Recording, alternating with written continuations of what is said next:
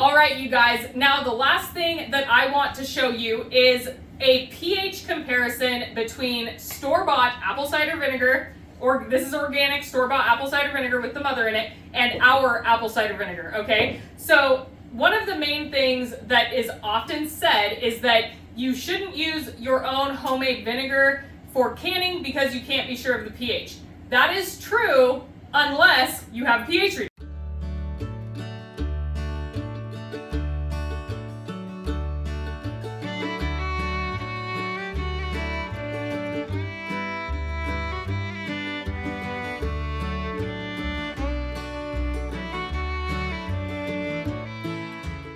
Hi you guys, welcome back to Kirshner Farmstead. If you're new to our channel, my name is Kirsty, and on this extremely rainy day today, we are doing a lot of inside projects, okay? So the first project that we are doing is we are going to be dealing with, first of all, we are going to be dealing with the beautiful mother that we grew in our apple cider vinegar, okay?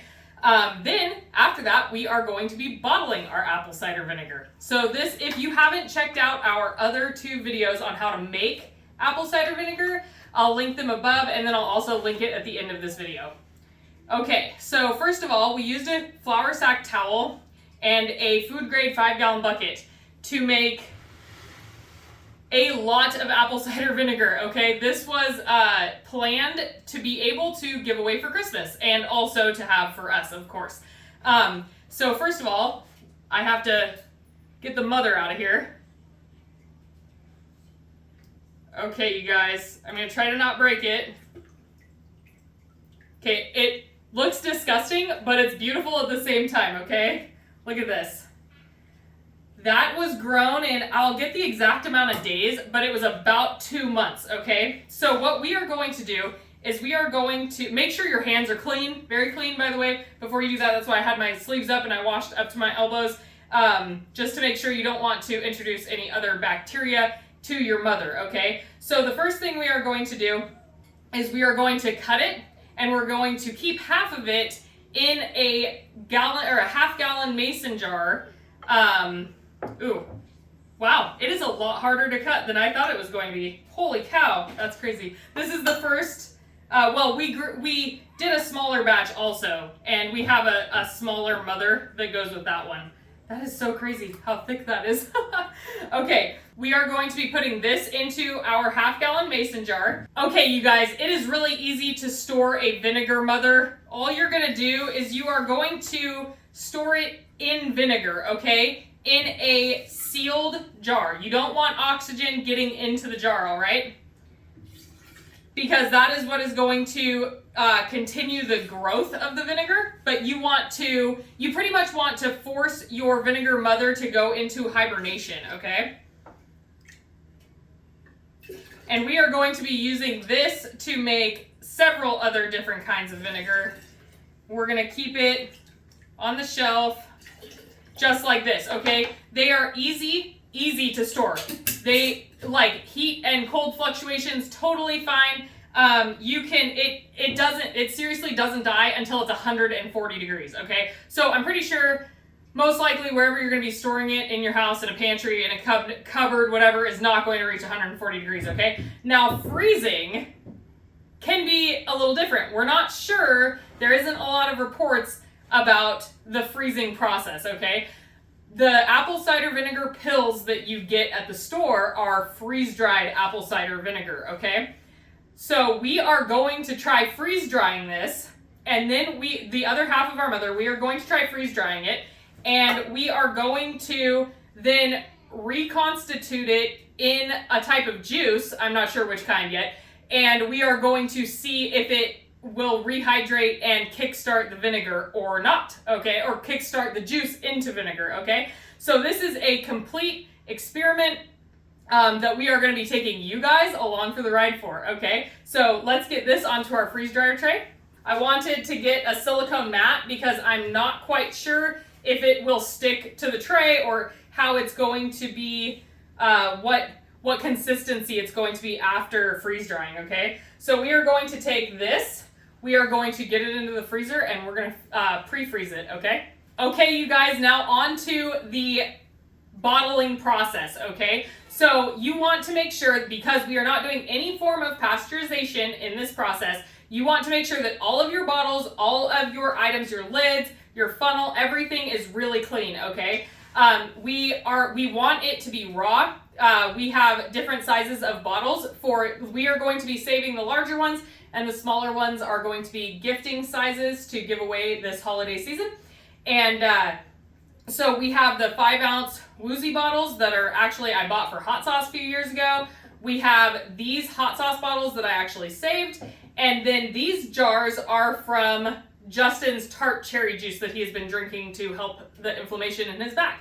So we are going to have more of these available. I'm pretty sure that we're going to have more vinegar left over in this bucket after bottling these. So I'll have to get some more jars to bottle it up. One key thing to keep in mind when you are bottling up vinegar, okay? If you are not going to be pasteurizing it, then it is a living organism, okay? There is the mother in this vinegar. So the reason that a lot of vinegar bottles have such small tops is because that is the least amount of oxygen to the product, okay? So when you see a lot of vinegar bottles that have like long stems on them, and that is exactly why. It is to keep oxygen away from the product, and that is going to keep it from continuing to ferment, okay? It's not necessarily a bad thing when it continues to ferment, but if it ferments too far, then it's actually going to start losing potency and going the other way back into kind of like a gross juice is pretty much what it will turn into if it continues to ferment, okay?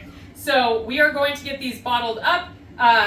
Like I said, make sure that you're really clean, make sure everything is clean if you are not pasteurizing your vinegar first, okay? I want to give this away as raw apple cider vinegar for people in our family to be able to consume and make salad dressings and everything else so that they get all the healthy benefits from it, okay?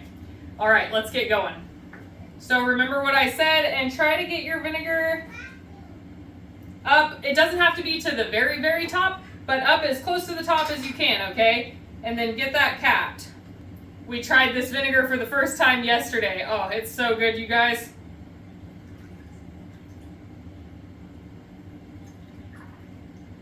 So this batch of vinegar, I actually used apple pulp from making our apple cider, and it worked so well. I know I'm dripping some on the counter. I think it's going to be inevitable. The only funnel that I have left in this house has a cut-off stem, so I'm working with what I have here. But the apple pulp over the apple chunks worked really, really well, you guys. I highly recommend, if you go check out our apple cider video, you can see how much apple pulp you have left over, and it really does work so well to make vinegar. All right, you guys, now the last thing that I want to show you is a pH comparison between store-bought apple cider vinegar, or this is organic store-bought apple cider vinegar with the mother in it, and our apple cider vinegar, okay? So one of the main things that is often said is that you shouldn't use your own homemade vinegar for canning because you can't be sure of the pH.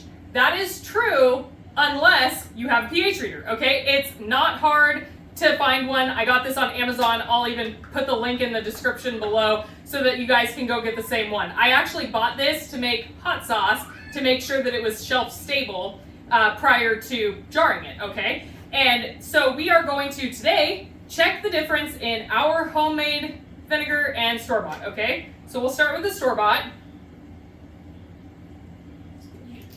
All right, so it's really easy. You just turn the button on, and we are going to put it into the vinegar until the number stabilizes and stops moving, okay? It can take a minute. All right, so this is, the store-bought one is going to be 2.55, 2.54, okay? It's actually 2.53 right now. It changes. I will do a close-up picture for you guys to see that. They jump around a little bit, but it's really, it doesn't really matter that much. Okay, so next I will rinse this off and we're gonna try ours. All right, so I just cleaned the tip, and now we are going to put it in our homemade vinegar, okay? So it's going down. We've got 2.49.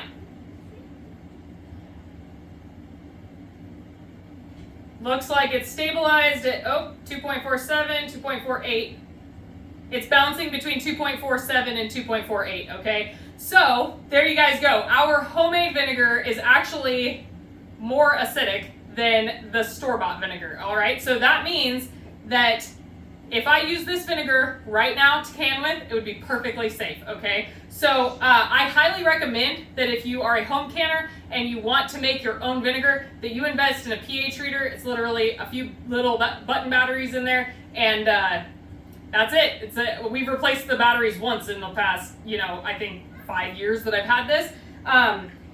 But it is important to make sure that you check your own products, okay? Don't just go by whatever you're reading online that says, oh, I can't use my apple cider vinegar. Well, why don't you take the initiative and check to make sure first, right? All right, okay, that is the best thing that we can do for ourselves, for our families, and for our home production, okay? So I am going to leave this video here. If you guys enjoyed it, I hope that you will please like, subscribe, and share with your friends. Make sure to stay tuned because the next video is going to be freeze drying apples and that apple cider vinegar mother that we just put into the freezer, okay? All right, so I hope you guys have a blessed Christmas season. Bye.